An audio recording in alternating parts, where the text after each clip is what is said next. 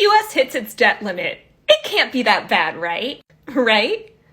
That's where you're wrong. You might not think this is going to affect you personally at all, but it's going to have huge ramifications across the global economy, which you're a part of. The debt limit is the amount of money the US government can borrow to pay off its debts.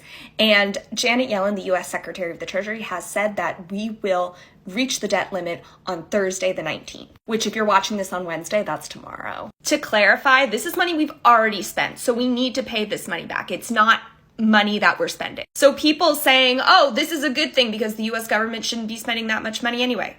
We've already spent the money. Like, there's no going back. When we hit the debt ceiling, the US can't borrow any more money, but the bills are going to keep coming. And if we hit that debt limit, we're not going to pay any of those bills.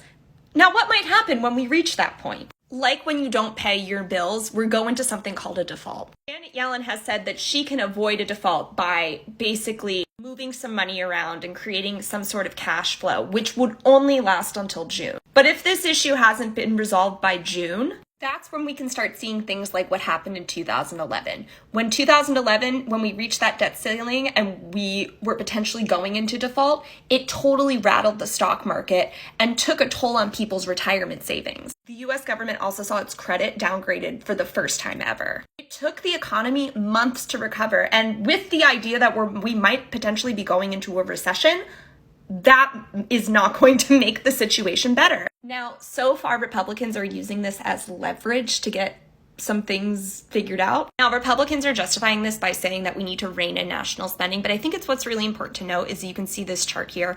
Republicans and Democrats both rack up national spending. It's not just like a libs versus conservatives issue. You know what I'm saying? The real ramifications of a default are things like you might not get Social Security or Medicare. You might not get your tax rebate. You might not get your education loan payment. These are all real ramifications that affect everyone in the economy. If the federal government is paying you any sort of money or any sort of help, you're not getting it. In addition, interest rates would increase. So that would change everything like credit card rates, mortgage rates. Anything linked to the interest rate would increase, which would make it more difficult for you to borrow money. And so saying that this is just a government thing and that this is not going to affect you personally is really silly. Everyone should be watching this.